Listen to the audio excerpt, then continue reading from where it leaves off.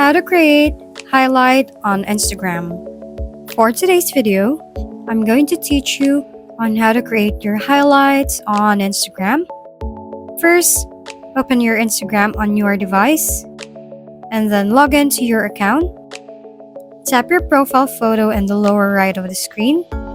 Below your profile, look for the story highlights and tap the plus sign icon or the new button under it to create a highlight. Next, choose the stories you have posted to add it on the highlights. After choosing the photos or videos, tap the next button at the top and then add the title for that highlights, and then tap the add button at the top. And that's how easy you can create your highlights on Instagram.